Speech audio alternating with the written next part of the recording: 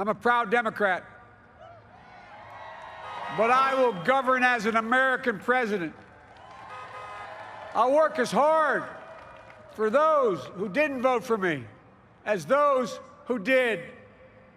Bonjour à tous et bienvenue dans Mandarin TV débat. Dès le samedi 7 novembre, la présidence américaine a un nouveau visage, celui de John Biden. À bientôt 78 ans, John Biden a remporté la course à la Maison-Blanche face à Donald Trump avec 50,6% des voix des 175 millions d'électeurs américains contre 47,7% pour son adversaire. John Biden devient ainsi le 46e président des États-Unis. En revanche, Donald Trump s'estime lésé et a décidé de mener la bataille sur le plan juridique, ne s'estimant pas vaincu. Comment expliquer la victoire de John Biden s'il est investi le 20 janvier 2021? Quelle relation va-t-il instaurer avec la Chine, considérée par son prédécesseur comme une menace? Comment vont évoluer les relations entre les États-Unis et l'Europe, que son prédécesseur n'a pas non plus épargné? Pour en parler, je suis avec Emmanuel Dupuis, président de l'Institut Prospective et Sécurité en Europe. Je rappelle que vous pouvez suivre cette émission à la télévision sur Free 719, Orange 549, Bouygues 703. Vous pouvez aussi la regarder sur notre site mandarintv.fr. Emmanuel Dupuis, bonjour. Bonjour. Merci d'être venu jusqu'à nous. Alors, on sait qu'au début des primaires démocrates, beaucoup ne pariaient pas vraiment sur la candidature de John Biden. Et pourtant, il a été élu président des États-Unis samedi dernier. Comment expliquez-vous sa victoire? Alors, il reste à confirmer qu'il est bien élu. Aux États-Unis, le système est un petit peu particulier, il ne ressemble pas tout à fait à ce que l'on pourrait s'attendre d'une démocratie européenne, c'est-à-dire que celui qui a obtenu le plus de voix, vous avez rappelé que Joe Biden a effectivement, avec 74 millions d'électeurs, a obtenu une majorité nette par rapport à son adversaire. Mais le système américain est plus complexe. Ce qui fait l'élection américaine, c'est pas tant le pourcentage de nombre de votants. Il y a 4 millions de voix supplémentaires par rapport à... Il a 4 millions de voix supplémentaires par rapport... Donc c'est Donald Trump, Il a obtenu 4 millions de voix supplémentaires. Alors, il y a un double effet. Biden a 4 millions de voix supplémentaires sur son adversaire, mais le président sortant, Donald Trump, a obtenu lui-même 4 millions de voix de plus que lors de la précédente élection en 2016. Tout simplement parce qu'il y a plus de votants qui se sont inscrits sur la liste électorale, plus de jeunes, et la démographie fait qu'il y a beaucoup plus de participation à ce scrutin. D'ailleurs, là où il y a 4 ans, il y avait eu 60 millions de votes électroniques par anticipation, il y en a eu 100 millions cette fois-ci. Ce qui est aussi un des clés de ce scrutin, parce qu'une bonne partie de ces scrutins sont théoriquement invalidables selon le point de vue de Donald Trump qui ne veut pas les reconnaître. Souvenons-nous tous de cette déclaration du candidat Donald Trump qui, au milieu de la nuit, dans la nuit du 3 au 4, a dit « on arrête le compte, j'ai gagné ». Ce qui était d'une certaine façon vrai. C'est-à-dire qu'au moment où il a pris la parole, il avait plus de votants. Il a oublié qu'il y avait des gens qui avaient voté par anticipation et dont les bulletins n'avaient pas été dépouillés. Et si on prend l'ensemble des bulletins, là, évidemment, il n'a pas gagné puisqu'il y a 4 millions de voix de plus pour Joe Biden. Alors, le système américain, comme je le disais, est un petit peu complexe car ce n'est pas seulement le nombre de votants qui compte, mais le nombre de grands électeurs qui sont issus de ces votes dans les 5 États fédéraux américains. Et de ce point de vue, Joe Biden a juridiquement gagné car il faut 200... Il a juridiquement gagné. Et s'il a juridiquement gagné, Donald Trump ne pourra pas... Non, il a juridiquement gagné selon la finalité qui consiste à obtenir plus de 270 grands électeurs. Il en a vraisemblablement... Sur le plan procédural. Sur le plan procédural, voilà. Au regard de la Constitution américaine, il a le nombre de grands électeurs suffisant pour qu'il soit déclaré vainqueur le 14 décembre prochain et investi président le 20 janvier prochain, encore une fois selon la règle communément acceptée maintenant depuis 3 siècles, depuis l'indépendance américaine. Or, il se trouve que Donald Trump veut remettre en cause dans un certain nombre d'États qui ont déjà voté, qui ont déjà comptabilisé les voix, et donc demande un recomptage des bulletins. On est dans une situation à peu près équivalente à celle de 2000, où le suspense avait duré très longtemps, 1 mois, et où le président George W. Bush, qui a été élu in fine en 2000, avait demandé un recomptage des voix dans un État celui qui était l'État le plus dramatique au sens propre du terme, au sens littéral du terme, la Floride. Là, on se trouve dans une situation où Donald Trump veut recompter les voix dans quasiment la moitié des États. Donc on se retrouve dans une situation qui juridiquement n'est pas tout à fait tenable non plus. C'est la raison pour laquelle les annonces qu'il a faites de sa volonté de recompter les voix dans un certain nombre d'États qu'il estime lui avoir été in fine défavorables, selon les annonces et les estimations d'un certain nombre de juristes, ne sont pas tenables. Ouais, on va y revenir. Hein. Alors, pour l'instant, on reste sur la victoire de John Biden. Comment l'expliquez-vous? Je pense que c'est une élection par défaut. Il y a eu un sentiment de ras-le-bol, double ras-le-bol. L'inaction par rapport au coronavirus, la situation est dramatique aux États-Unis. Près de 225 000 personnes sont mortes du coronavirus. 10 millions d'Américains sont touchés. C'est le pays qui est actuellement le plus impacté par le coronavirus. Et pourtant... Dans le monde, hein. Dans le monde, bien sûr. Et pourtant, le président sortant a estimé que le Covid était artificiellement brandi par ses adversaires comme un argument politique. Joe Biden n'a eu de cesse de rappeler que c'est effectivement la principale tâche des derniers mois.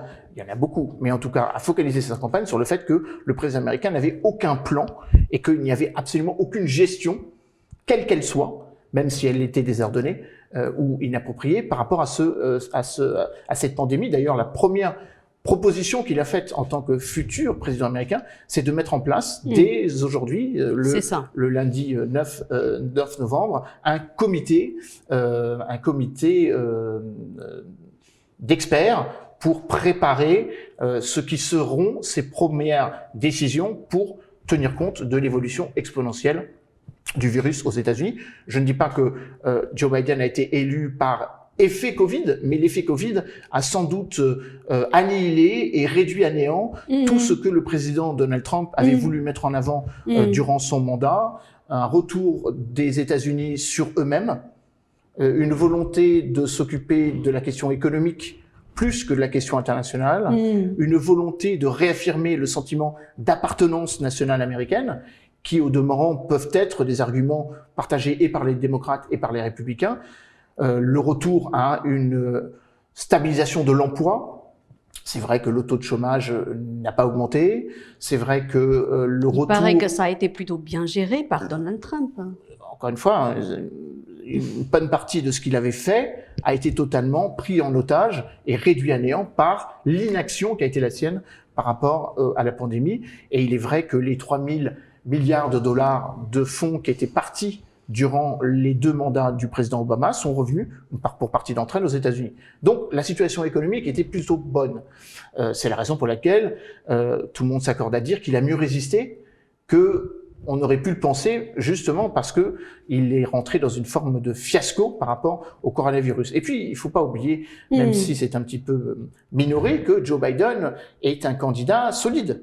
Et que ce n'est pas un nouveau venu dans la vie politique américaine. Loin de là. Alors, qui est Joe Biden? Est-ce que vous pouvez nous brosser un portrait? Un portrait robot très rapide. Alors, Joe Biden est un pur démocrate. Il est ce qu'on appelle... il appartient plutôt à ce qu'on appellerait l'aile droite du Parti démocrate, c'est-à-dire un socio-libéral, selon les critères... L'aile droite ou l'aile centre? Aile droite. Aile droite, hein? Aile droite, oui, aile droite sur un certain nombre de sujets. Ouais. C'est un libéral, on appellerait ça, on le qualifierait volontiers ici de social-libéral. Il a une longue carrière de parlementaire, il a fait d'ailleurs quasiment il a en fait 3 carrières. Il a une première carrière d'universitaire, professeur de droit constitutionnel, dans son État, qui est le Delaware, dont il a été élu au Sénat de 1973, sans discontinuer, ce qui est une gageure aux États-Unis, de 1973 à 2017, où il s'est fait remarquer parce qu'il a effectivement une intériorité en termes d'âge à l'époque par le président entrant Barack Obama, qui en a fait son vice-président pendant 2 mandats, entre 2009 et 2017. Le rôle de vice-président est tout à fait déterminant, il le sera encore plus dans le mandat à venir, avec la particularité d'avoir pour la première fois une femme d'origine afro-américaine, Kamala Harris, qui sera sans doute celle qui incarnera le plus la politique étrangère. Et d'une certaine façon, pour ce qui nous concerne, Joe Biden sera un excellent président, car il a été vice-président. Je crois que c'est ça qui est important. Le vice-président, en matière de politique étrangère, a une capacité d'action assez forte et a une influence certaine, d'autant que Joe Biden est très européen par ses origines familiales. Il est issu de l'immigration irlandaise. D'ailleurs, la grand-mère ou l'arrière-grand-mère, je crois plutôt, de Joe Biden est française, une hugonote française. Il est lui-même en plus catholique, ce qui en fait le deuxième président seulement de religion catholique aux États-Unis depuis le président Kennedy. Son épouse va aussi avoir un rôle très important. Elle est professeure d'éducation, de sciences de l'éducation.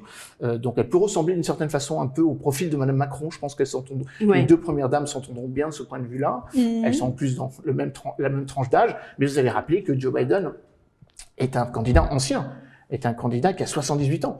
Le président Donald Trump bientôt 78 ans. Ah oui. Faut pas oublier que le président Trump en avait 74 également et qu'il était lui-même soumis à quelques aléas de santé. Et puis le futur président Joe Biden a une carrière qui a été un petit peu forgée par des aléas en termes familiaux.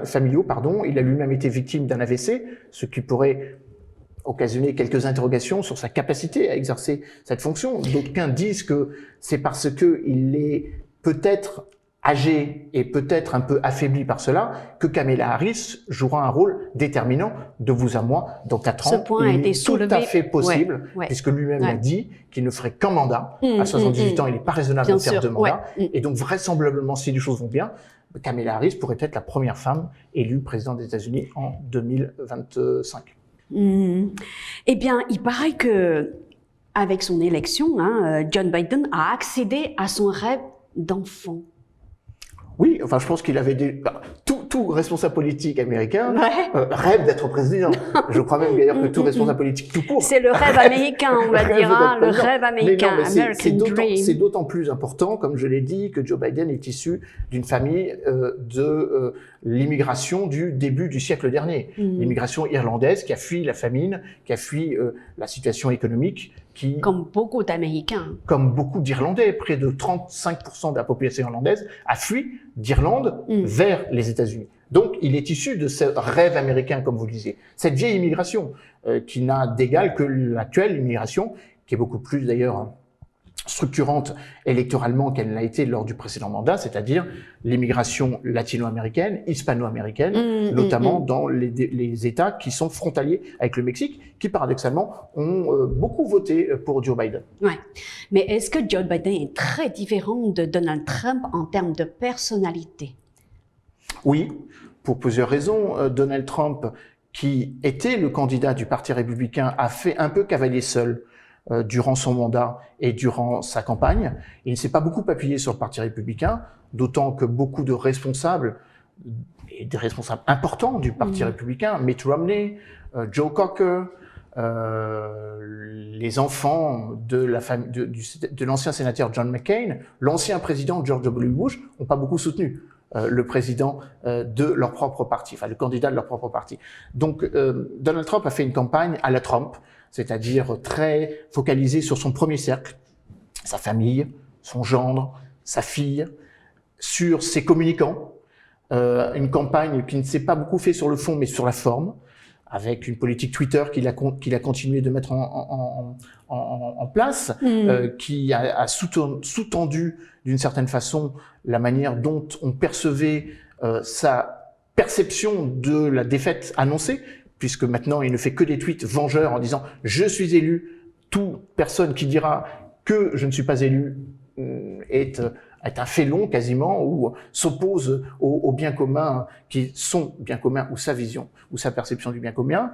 Je crois que le président Donald Trump a eu de cesse pendant son mandat d'être parfaitement imprévisible, alors que Joe Biden est parfaitement prévisible. Il s'inscrit dans une vieille tradition du multilatéralisme, d'une relation plus apaisée avec le continent européen. Il est un social-libéral, comme je disais, donc du coup, il a des amis et des partenaires à travers le monde, alors que Donald Trump, était dans une logique de rupture et n'a d'amis que les populistes, certes, qui sont de plus en plus présents, mais qui ne constituent pas une légitimité historique dans la vie politique de la plupart des pays dans ce monde. Alors, sur le plan de la politique intérieure et au niveau économique, quels vont être les dossiers prioritaires que John Biden va devoir gérer? Alors, Joe Biden ou Donald Trump, partons de ce principe. Déjà, le principal sujet, c'est de revisiter la perception qu'ont les citoyens du monde sur le rôle des États-Unis. Je crois que le 45e président et le mandat du 45e président a éloigné les États-Unis d'à peu près tout ce que nous estimions être les éléments fondateurs de notre relation avec les États-Unis. Un fervent partisan du multilatéralisme. Un État sur lequel on peut s'appuyer et sur lequel on peut compter pour défendre, valoriser, d'une certaine façon, exporter l'idéal de démocratie. Donc c'est tout à fait à l'opposé de la politique pratiquée par Donald Trump. Le paradoxe veut que dans le fond vous ayez raison, mais que dans la forme un peu moins. Le président Donald Trump ne cesse de dire que contrairement à ses prédécesseurs, il est le président qui n'est jamais intervenu à l'extérieur, qu'il n'a jamais déclenché de guerre, contrairement à George W. Bush ou à Barack Obama. Afghanistan en 2001, Irak en 2004. En revanche, il est beaucoup intervenu sur les grands accords internationaux. Alors, c'est peut-être là où est le paradoxe, c'est qu'il a détricoté... Même sur le plan militaire, il n'a pas fait... Il a détricoté au plan commercial un certain nombre d'éléments qui structuraient... Il est quand même beaucoup intervenu sur la question de la mer de Chine méridionale. Oui, mais sans intervenir militairement. C'est-à-dire qu'il n'y avait jamais eu de combat. Il a quand même envoyé tous les présidents américains l'ont fait. Là, vous me demandez ce qu'est une rupture. Bon. La rupture essentielle, c'est que le président Donald Trump, et ça c'est une réalité historique, n'a pas lancé de guerre contre quiconque. Par contre... pas officiellement en tout cas. Ça reste à prouver même officiellement avec qui il a lancé des guerres. Il a poursuivi un axe d'effort qui avait été initié par ses prédécesseurs, en Syrie en 2015, mais c'est pas lui qui a lancé la guerre. C'est pas lui qui a envoyé des forces spéciales dans le nord-est de la Syrie ou dans le nord-ouest de l'Irak. Ce n'est pas lui qui a engagé près de 14 000 soldats américains en Afghanistan. Par contre, c'est lui qui a annoncé, c'était d'ailleurs un des thèmes de sa campagne, qu'il ramènerait 8 600 soldats américains d'Afghanistan, qu'il allait réduire la présence américaine dans le Golfe Persique, qu'il allait réduire, même si c'était un petit peu un subterfuge, la présence américaine en Europe. Il y a 35 000 soldats américains en Europe. Il en enlève 10 000 d'Allemagne pour les mettre en Pologne, pour ensuite les ramener vers les États-Unis. Mais tout ça, évidemment, et s'inscrit dans un paradoxe. Les États-Unis n'ont jamais été aussi interventionnistes philosophiquement parlant, pour effectivement essayer d'influer sur les jeux internationaux, mais sans, encore une fois, envoyer de troops on the ground, comme dans les anglo-saxons, c'est-à-dire de militaires. Donc ça, c'est un premier paradoxe. Certains disent que Joe Biden s'inscrira dans une logique plus conforme à ce qu'a toujours été l'interventionnisme américain, d'ailleurs beaucoup pratiqué chez les démocrates, à l'époque Bill Clinton et ensuite Barack Obama, d'envoyer l'armée américaine quand il faut régler des crises internationales. Ça a été vrai en Asie centrale, ça a été vrai au Proche et au Moyen-Orient. J'espère que ce ne sera pas vrai en mer de Chine, mais il est tout à fait possible que Joe Biden ait un regard beaucoup plus dur sur la question de la relation entre les États-Unis et la Chine, et il se peut... On va y revenir, justement. On va y revenir, parce que c'est un point essentiel. Il se peut que Joe Biden soit beaucoup plus intransigeant sur cette question que ne l'a été le président sortant. Et donc, le multilatéralisme, par opposition à l'unilatéralisme pratiqué par Donald Trump, quoi d'autre comme dossier international, comme dossier prioritaire? Alors déjà, pour prolonger la réflexion, le multilatéralisme est en danger, puisque les États-Unis, les 4 dernières années du mandat américain en ont un peu rogné la légitimité. Sortie des États-Unis de l'OMS. Remise en cause de la prégnance de l'OMC en termes de règlement des conflits économiques.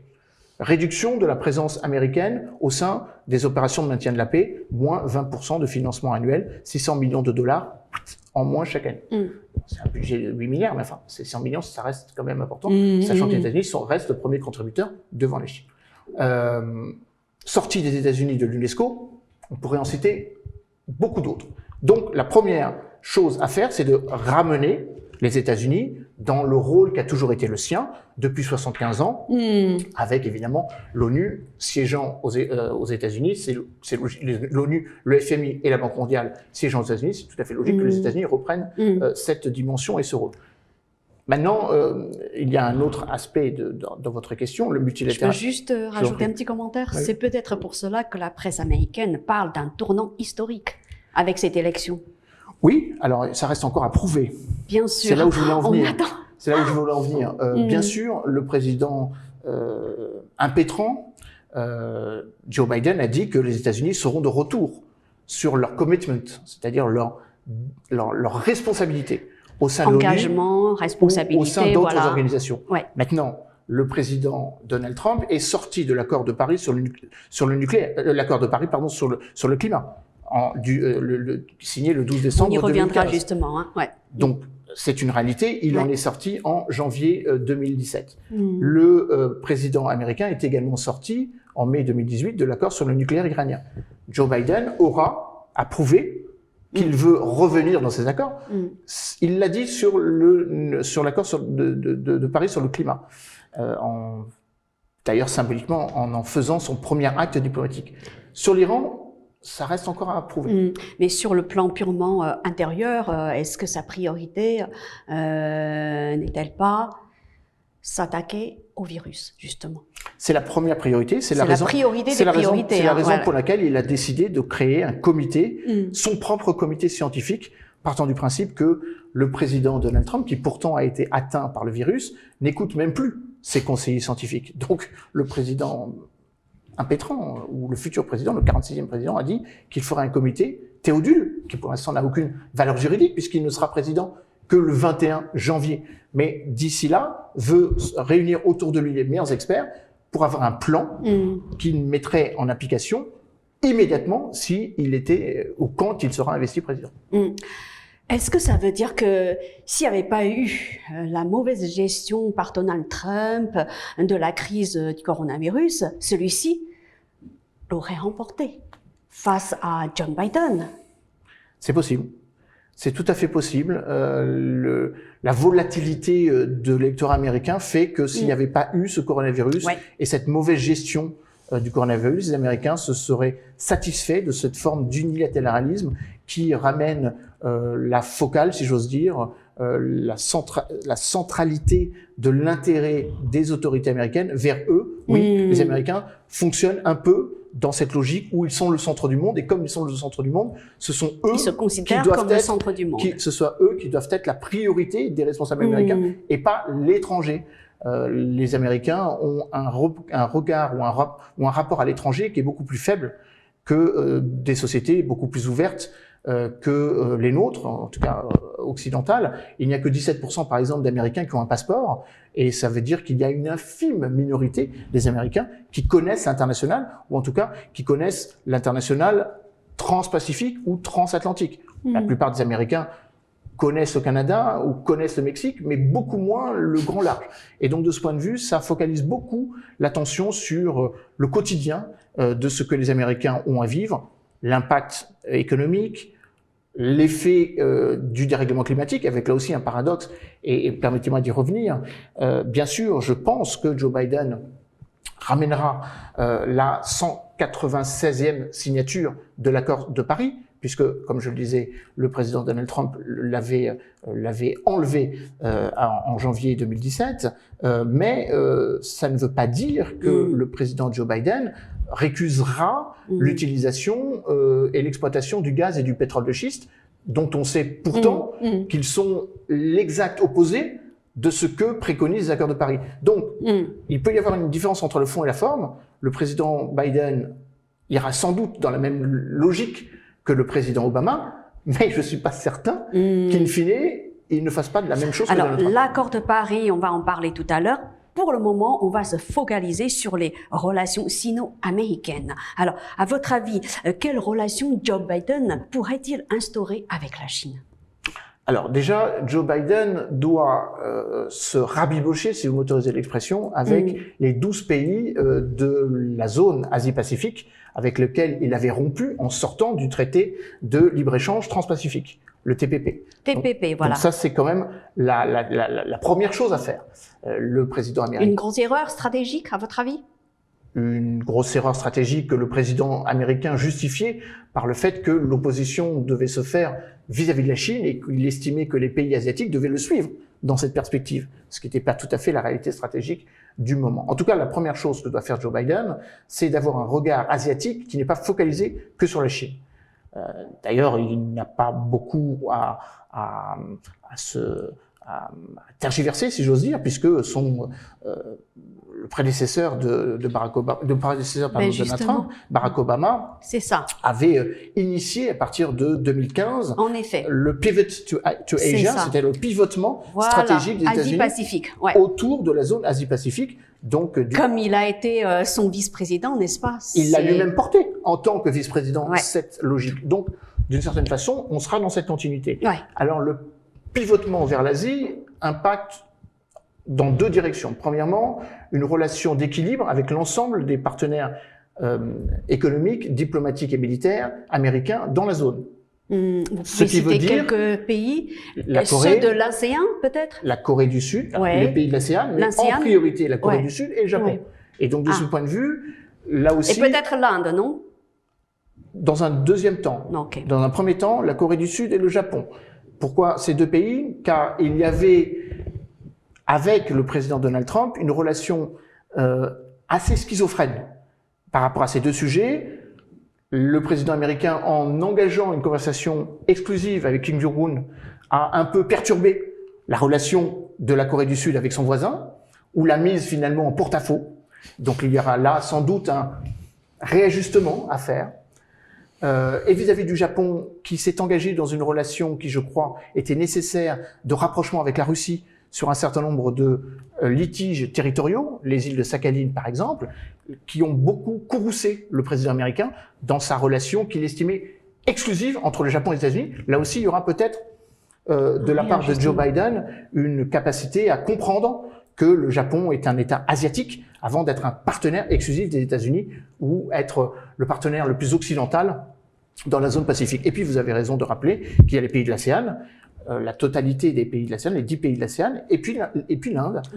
L'Inde qui est là aussi s'est inscrit dans un rapport de force que le président américain sortant avait voulu jouer entre le Pakistan d'un côté et l'Inde. Et quand il a lancé sa stratégie pour l'Asie à l'été 2016, il avait mis à l'encan le Pakistan en désignant le Pakistan comme l'ennemi des États-Unis par leur soutien aux terroristes qui s'étaient pris aux Américains. C'est l'une des manières on va dire, de mettre en colère son partenaire chinois. Hein. Alors, c'était aussi ça. On connaît quand même la solidité des relations entre la Chine et le Pakistan. Il y avait aussi ça, mais il y avait quand même une forme assez commutatoire de discours vis-à-vis d'Imran Khan que le président Donald Trump voulait imposer. D'autant que le président américain Donald Trump s'entendait parfaitement avec Nasrinda Moody, tout simplement parce que tous les deux sont populistes. Et tous les deux cultivent ce nationalisme souverainiste qui caractérise leur emprise sur leurs citoyens ou la manière qu'ils ont de défendre le nationalisme, le patriotisme comme un élément politique. Joe Biden aura peut-être un peu plus de difficultés à dialoguer avec le président indien par rapport à cette réalité, alors que sur le Pakistan, s'inscrivant dans la geste de ce qu'a été la discussion très proche et très symbiotique, si j'ose dire, des États-Unis avec le Pakistan, notamment dans la lutte contre les talibans en Afghanistan, peut évidemment rentrer dans une forme de filiation de ce qu'a été la politique étrangère menée par Hillary Clinton notamment, plus que John Kerry, mais plus par Hillary Clinton vis-à-vis du Pakistan. Alors, vous le disiez tout à l'heure, John Biden ne va pas se focaliser exclusivement sur la Chine. Il va plutôt, on va dire, instaurer un dialogue plus large avec plusieurs pays d'Asie. Pourquoi? Est-ce que ce serait pas... On pourrait se demander si c'est pas une stratégie pour mieux contrer la Chine. Alors, disons que... Voire même l'encercler. en répondant à votre interrogation, tout à fait légitime, il y a de la part de Joe Biden sans doute un agenda qui consiste à être beaucoup plus robuste, beaucoup plus fort et beaucoup plus dur vis-à-vis de la Chine que n'a été son prédécesseur. Nonobstant les sanctions mises en place de l'un contre l'autre ou répondant aux sanctions de la Chine vis-à-vis des États-Unis ou des États-Unis vis-à-vis de la Chine. Je crois que Joe Biden a effectivement cette volonté de s'inscrire dans ce qu'a été la stratégie du containment qui a fonctionné pendant la guerre froide, c'est-à-dire de ne pas affronter frontalement un ennemi, mais de tout faire pour comprendre qui est l'ennemi. Ce qui est beaucoup plus vicieux, même. Ce qui est vicieux, mais qui n'est pas forcément plus efficace. Pourquoi parce qu'on est dans une configuration où les États-Unis n'ont beaucoup moins d'alliés qu'ils n'en avaient par le passé.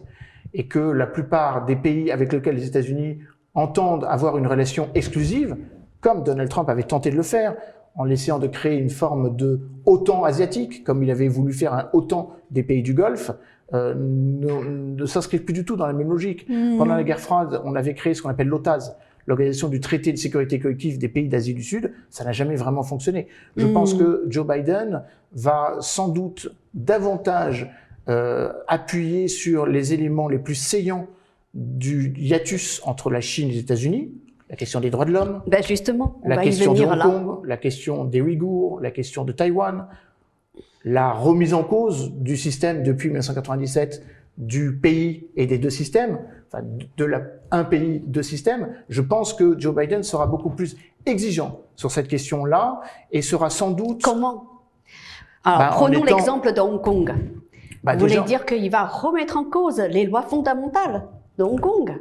C'est impossible. Non, c'est inscrit dans la Constitution. J'ai pas dit ça. J'ai dit par contre que Joe Biden sera beaucoup plus conciliant.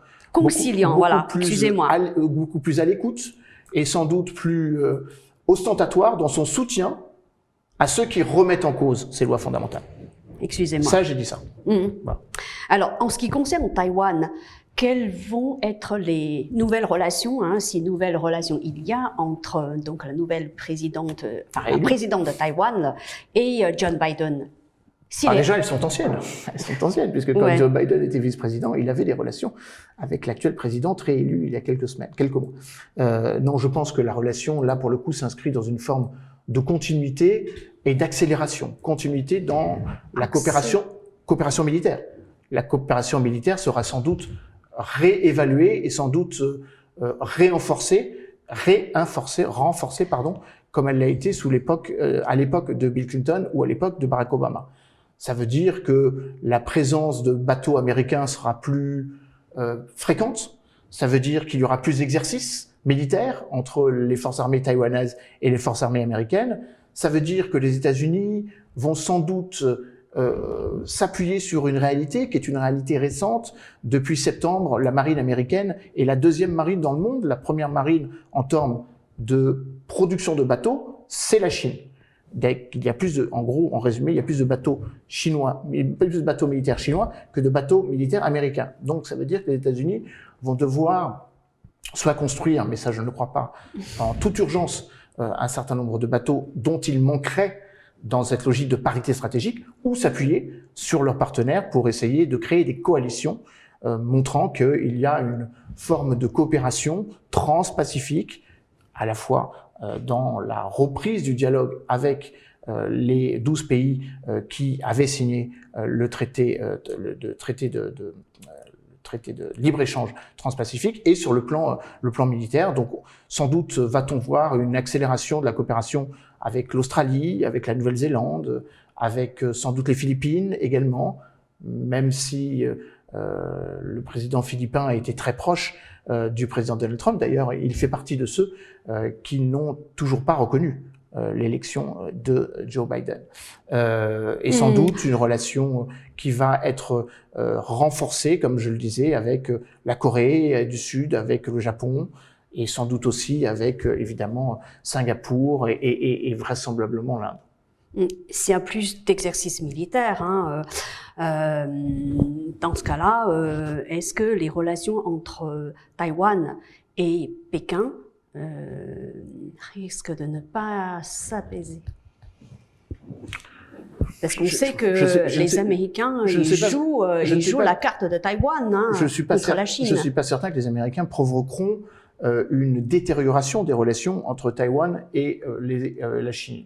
Par contre, on peut penser que la nouvelle présidente, bien réélue, consciente d'avoir un soutien plus fort à Washington, pourrait avoir le sentiment qu'elle serait davantage défendue si elle accélérait ou augmenterait sa capacité, non pas de nuisance, ce serait un peu exagéré de le dire, mais en tout cas d'avoir un agenda qui lui est propre. Ça, sans doute, mais très sensiblement, ce n'est pas là où le bas blessera, si j'ose dire, entre les États-Unis et la Chine. Moi, je le vois davantage focalisé sur la question des droits de l'homme, sur la question des Ouïghours, sur lequel Joe Biden s'est déjà déclaré, et s'il y a une forme une forme assez commutatoire de politique étrangère ou d'exigence quand il s'agira d'avoir la première rencontre entre le président Xi Jinping et le président Joe Biden, ce sera sur la question des Ouïghours qu'elle sera focalisée. Alors, il y a une question qu'on n'a pas évoquée, c'est la position de Joe Biden sur la question de la mer de Chine méridionale. Là aussi, c'est un des points stratégiques pour la Chine. C'est un des points stratégiques, mais encore une fois, je ne suis pas certain que ce soit là que la focalisation se fera, au moins dans les premières années du mandat du président Joe Biden. Le président Joe Biden a parfaitement conscience que la puissance militaire navale américaine est un peu affaiblie par la crise, un peu affaiblie par le désengagement des États-Unis sur ce domaine en particulier, et je pense que les États-Unis auront à cœur d'amener leurs partenaires européens, britanniques, européens, à s'engager un peu plus sur cette question qu'ils ne l'ont été jusqu'à présent. Donc je suis pas certain qu'il y ait une confrontation frontale entre les États-Unis et la Chine sur cette question. Par contre, qu'il y ait une mobilisation plus élargie et que les États-Unis nous demandent à nous, Français, comme le président Donald Trump l'avait fait, mais que le président Obama l'avait fait encore plus brillamment, de nous engager de manière plus concrète, c'est-à-dire dans une logique d'occupation ou de présence ou d'avoir des bateaux européens ou des bateaux de l'OTAN à côté des bateaux américains dans cette partie du monde, très certainement. On va le voir. Alors, sur le dossier Huawei, à votre avis, est-ce qu'il va y avoir un déblocage? Alors, c'est un petit peu tôt pour le dire. Je crois que que Joe Biden ne s'est pas beaucoup exprimé sur cette question, en tout cas pas beaucoup pendant la campagne, mais très certainement il y aura sans doute une continuité de ce point de vue. Je crois que les Américains sont rentrés dans une logique où ils ont compris que pour se réaffirmer comme une grande puissance, ils doivent se réinvestir dans un certain nombre de technologies sur lesquelles ils ne s'étaient pas investis. Donc sans doute y aura-t-il une volonté de leur part, à défaut d'avoir cette capacité de parité technologique, de limiter ceux qui pourraient l'avoir. Et ça, c'est d'une certaine façon un acte en matière de politique étrangère, qui est un acte à la fois de fragilité, ou du moins s'inscrivant dans une volonté de masquer ses propres fragilités. Très certainement, oui, Huawei sera interdit sur le territoire américain parce que les États-Unis veulent se donner la capacité d'avoir une autonomie stratégique dans tous les domaines en particulier, et ne pas avoir de cheval de Troie tel qu'ils pensent que la technologie de la 5G est en train de la mettre en place.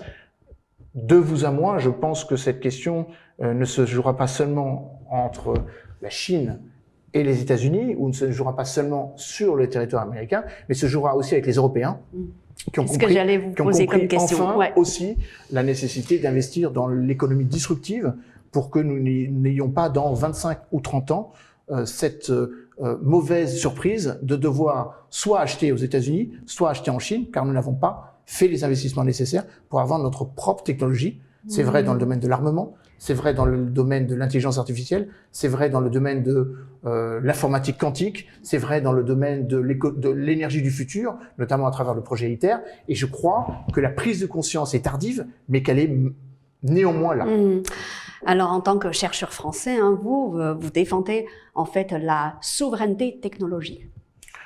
Je défends l'autonomie. C'est ça, en fait, l'autonomie stratégique. stratégique. L'autonomie stratégique consiste à dire que chaque pays ou chaque groupe de pays doit se créer les conditions d'être à niveau en concurrence. Moi, je suis un libéral, donc je n'aime pas la disruption dans la concurrence. Je n'aime ni le monopole, ni l'absence de concurrence.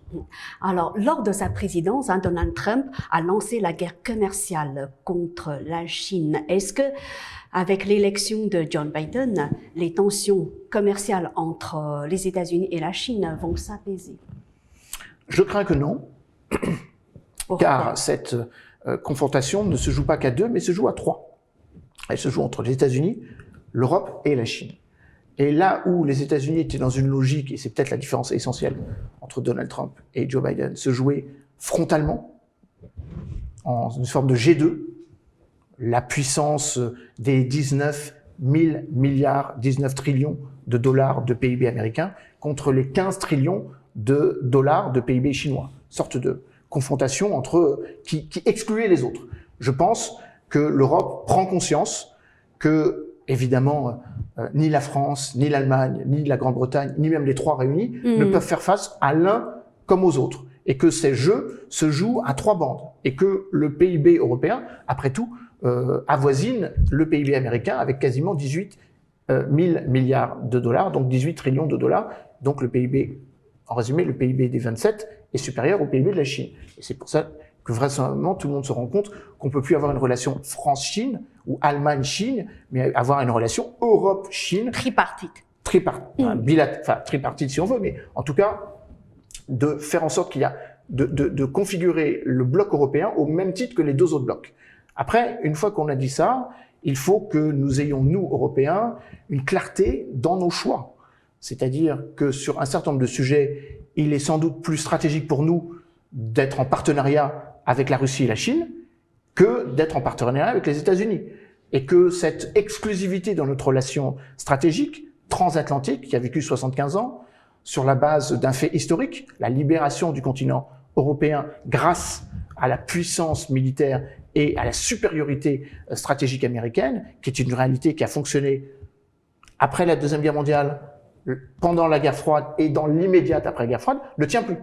C'est-à-dire qu'en gros, les États-Unis ne seront pas toujours là pour nous défendre, que les États-Unis sont très exigeants vis-à-vis de l'Europe, faisant finalement de l'Europe plus un adversaire systémique qu'un partenaire stratégique.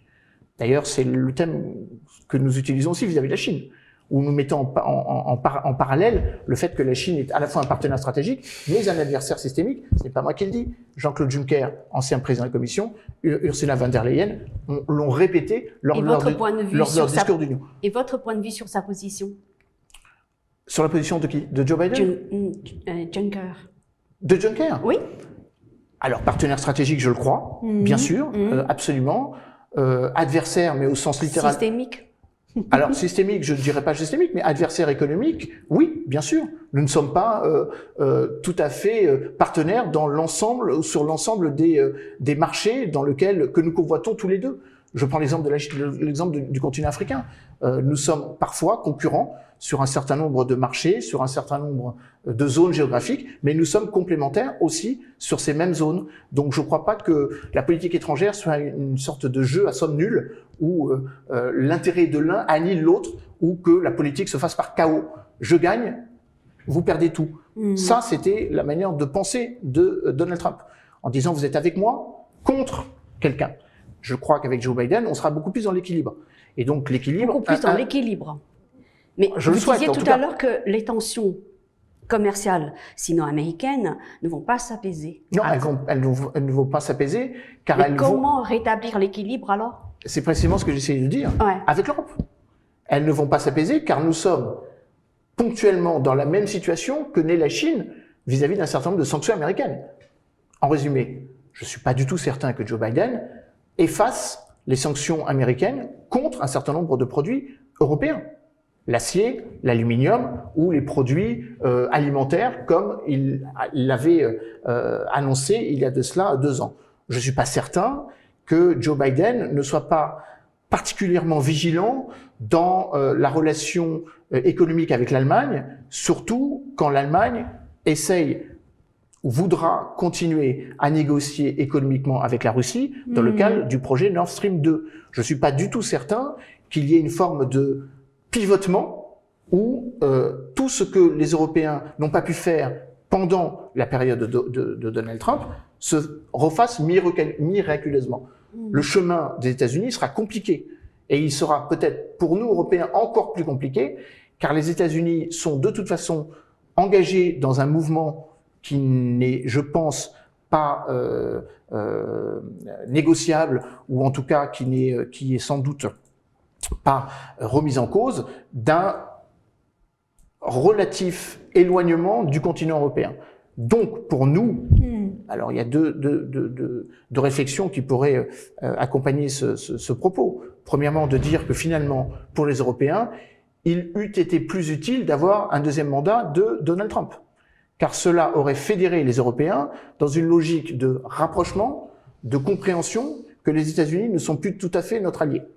Il sera plus compliqué de l'avoir avec Joe Biden, parce que la perception qui était jusqu'à présent quasiment unanime quant à la dangerosité, à la volatilité et à l'imprévisibilité de Donald Trump n'existera plus.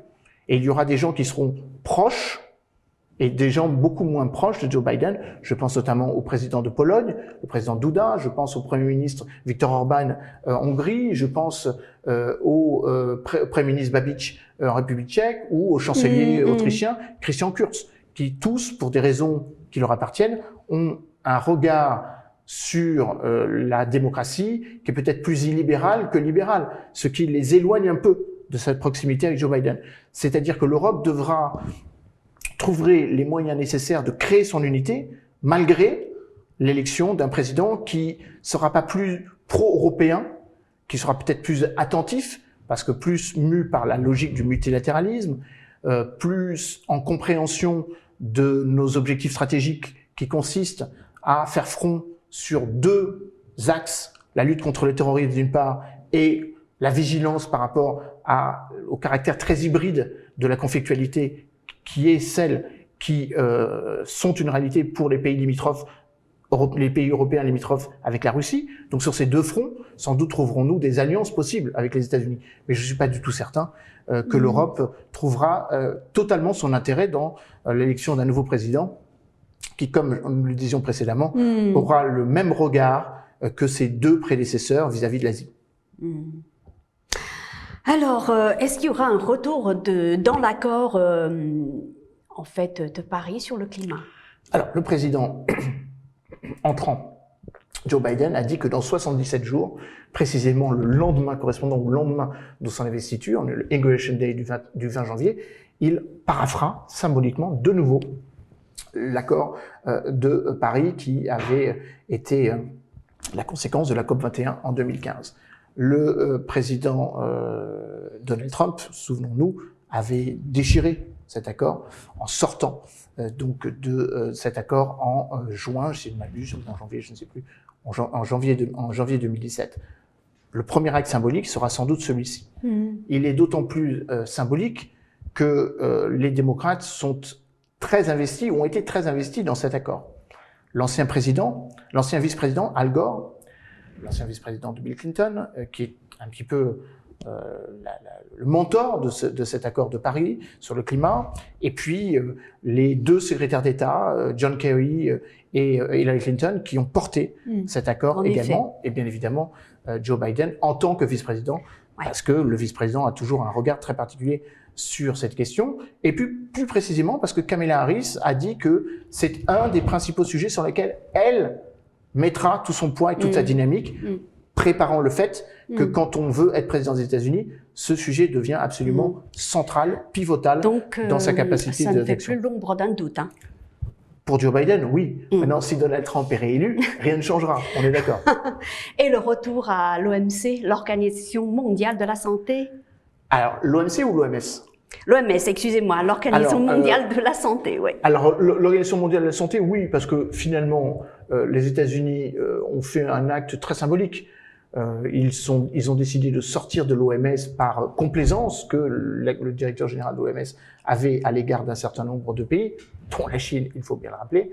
Sans doute que les griefs américaine où le narratif de Joe Biden restera le même vis-à-vis de l'OMS, mais que l'OMS, d'une certaine façon, n'a pas besoin d'un retour. Je vais répondre à votre question, je n'essaie pas de biaiser, mais je ne suis pas du tout certain que l'OMS ait vraiment besoin d'un retour des États-Unis dans son organisation. L'OMS est devenue une organisation avec un budget dont la plupart des contributeurs sont des acteurs privés comme des acteurs publics. Et moi, je crois au contraire que des philanthropes américains, par exemple Bill et Melinda Gates, ou des philanthropes chinois, Jack Ma, pour ne citer que lui, il y en a plein d'autres, seront sans doute des acteurs beaucoup plus importants et beaucoup plus déterminants dans la lutte contre le coronavirus pour l'accélération de la recherche d'un vaccin.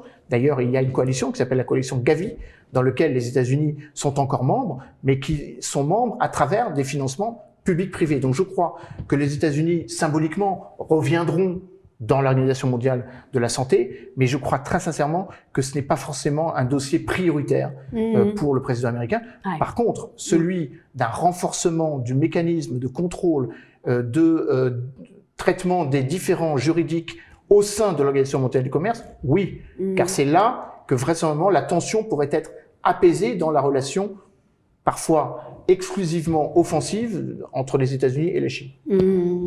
Alors, un autre élément qui va peut-être se trouver en haut de la pile des dossiers à traiter par John Biden, c'est l'accord nucléaire avec l'Iran. Alors là, c'est effectivement une sorte de paradoxe. Le président Joe Biden sera logiquement dans la filiation qui a été celle de son président, quand il était vice-président, Barack Obama, qui avait paraphé le 14 juillet 2015 le Comprehensive Plan of Action, c'est-à-dire l'accord sur le nucléaire iranien visant à limiter la capacité iranienne de production, stockage et de possibilité d'avoir recours ou d'avoir accès à une capacité nucléaire militaire. Joe Biden a bien évidemment récusé, quand il était dans l'opposition au président Donald Trump, cette sortie donc de l'accord nucléaire par les États-Unis par Donald Trump en mai 2018, en n'étant pas si clair que ça dans sa volonté de faire revenir les États-Unis dans l'accord. Pour plusieurs raisons. Premièrement, cet accord est de toute façon quasiment caduc, puisque la négociation pour sa reconduction commence à partir de 2023. Il se peut que Joe Biden dise « pas besoin de revenir dans cet accord, nous avons besoin de renégocier un nouvel accord ». Et d'une certaine façon, il se peut que nous soyons dans l'accélération d'un nouvel accord. L'accord sur le nucléaire iranien était valide de 2015 à 2025, avec un début de renégociation en 2023. Si le président Joe Biden est investi président en janvier 2021, il est possible qu'il dise plus besoin de revenir dans cet accord, ou du moins symboliquement, oui, comme sur l'accord sur le climat, je reparaphe l'accord sur le nucléaire iranien, mais le président américain a aussi en tête un deuxième agenda, qui est celui de l'élection en mai 2021 du futur président iranien. Un récent sondage à Téhéran précisait que pour 56,6% des Iraniens, ce qui est le plus impactant, ou qui sera le plus impactant dans ce scrutin, c'est qui sera président des États-Unis. Évidemment, avec, pour les Iraniens, pour 36,6%, pour être très précis, des Iraniens qui estiment que leur quotidien sera meilleur avec l'élection de Joe Biden. 8,6 estimant qu'il faut mieux avoir l'élection de Donald Trump. Pourquoi? Parce que l'Iran est sous sanctions et peut-être que nous aurons, avant la renégociation sur l'accord sur le nucléaire, la remise en cause des sanctions américaines vis-à-vis de l'Iran. Parce que c'est ça, en fait, dont il est question. Joe Biden pourra évidemment dire qu'il allège les sanctions vis-à-vis de l'Iran sans totalement les enlever. D'ailleurs, de la même manière, il n'est pas du tout certain que Joe Biden... Quelle équation, hein. Il n'est pas du tout certain que Joe Biden dise, une fois qu'il sera élu, j'abroge les sanctions vis-à-vis de la Russie. La Russie reste sous sanctions américaines et reste sous sanctions européennes. Et je crains que Joe Biden ne soit peut-être plus exigeant vis-à-vis de l'Iran, non pas sur la question du nucléaire, puisque il ne peut pas revenir sur l'accord qui avait été signé par son mentor politique qui est Barack Obama et l'engageant en tant que vice-président, mais il sera peut-être plus exigeant sur la capacité balistique de l'Iran, sur les ingérences présentées comme telles par les États-Unis depuis quelques mois de l'Iran sur la stabilité au Liban, l'instabilité au Yémen ou le rôle que joue l'Iran en Syrie. Là, sans doute que Joe Biden sera tout aussi exigeant, peut-être davantage que le président Donald Trump vis-à-vis de Téhéran. Alors, en parlant de Russie, Joe Biden, lors d'une interview, a laissé échapper une phrase qui a beaucoup marqué les esprits. Il a dit ceci: « Je considère la Russie comme une menace et la Chine un rival. » Comment comprenez-vous cette phrase? Alors déjà, c'est dans la continuité de chaque président américain de considérer que la Russie est une menace nonobstant la dissolution de l'Empire soviétique. Je ne connais aucun président américain, quel que soit son bord politique, qui dise que la Russie est un partenaire. Aucun ne l'a dit. Avec Trump, on a l'impression que la Chine, c'est une menace, une cible à abattre. Oui, mais la principale différence, c'est que la politique étrangère américaine sous Donald Trump se résumait à une relation personnelle, intuité personnelle.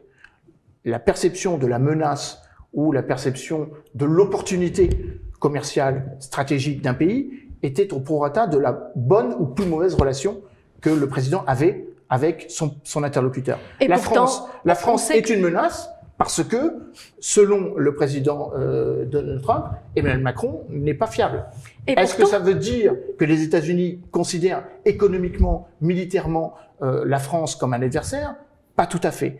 La grande différence, et elle est quand même essentielle, c'est que, encore une fois, Joe Biden s'inscrit dans ce qu'est la continuité du système américain que Donald Trump a voulu remettre en cause, mais qui n'a pas réussi à remettre en cause, qui consiste à dire que la politique étrangère, la politique commerciale, la politique tout court, ou la diplomatie et la politique de défense des États-Unis ne se mesurent pas à l'aune d'un mandat.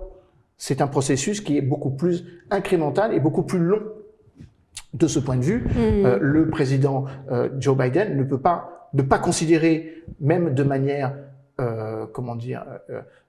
empirique, le danger que représente la Russie ou l'adversité que représente la Chine. Ça ne veut pas dire que les États-Unis vont rentrer en guerre contre la Chine ou être dans une opposition militaire contre la Russie, mais de manière empirique, pour préparer un élément de doctrine, on est toujours obligé de se positionner par rapport à des risques et des menaces. Ouais. Et ce discours, pour terminer et répondre peut-être de manière très précise à votre question, oui. Le discours la phrase qu'a utilisé Joe Biden s'inscrit aussi dans une volonté de réaffirmer la prégnance des États-Unis au sein de l'OTAN, alors même que Donald Trump estimait que l'OTAN était devenue désuet et ne servait plus à rien et que que l'OTAN devait servir les intérêts exclusifs du pays qui constitue 65% des dépenses d'armement dans le monde, avec 716 milliards de dollars, nommément les États-Unis. Juste une question supplémentaire par rapport à ma question tout à l'heure.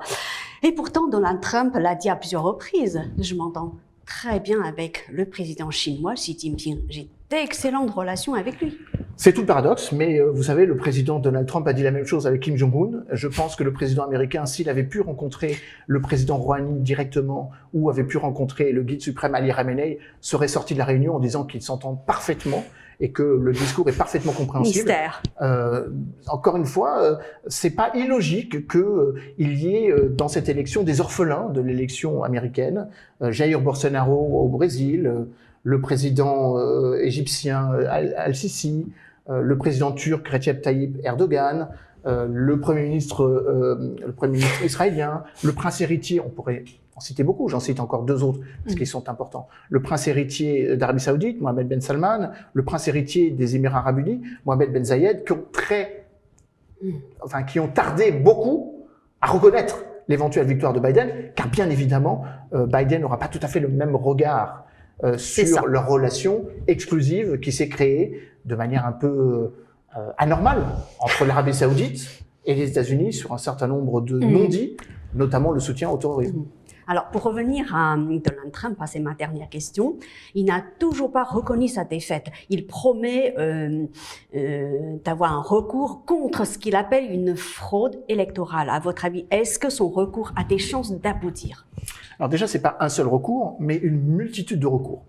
Il a d'ailleurs recruter 500 avocats qui sont prêts, dans chacun des 50 États, 51 si on compte le district de Columbia, de remettre en cause la totalité des votes, de demander donc concrètement le recomptage des votes. Après, ça dépendra des tribunaux au niveau fédéré, donc les 50 tribunaux, les 50 cours, d'estimer si oui ou non le décompte des voix est légitime par rapport à la manière dont ils se sont déroulés.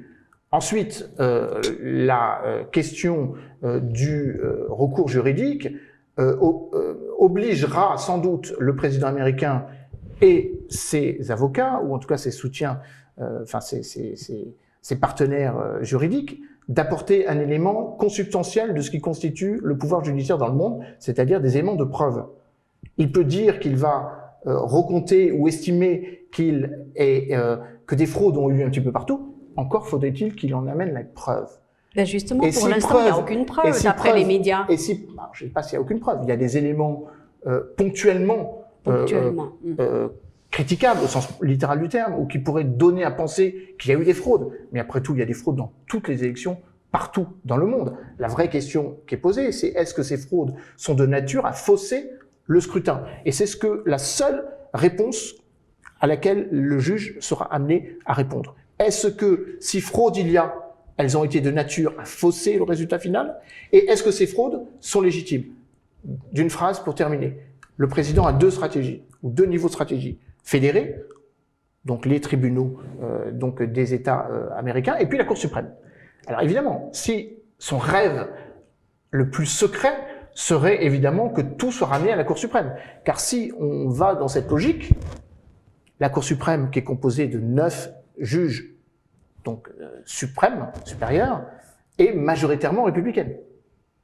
La nomination de la dernière juge en date, Amy Barrett, il y a de cela quelques semaines, qui avait créé une polémique, car il était peu cavalier qu'elle soit nommée alors que le scrutin alors que la campagne avait commencé. Les démocrates s'en étaient un petit peu offusqués, mais toujours est-il que ça fait 6 contre 3.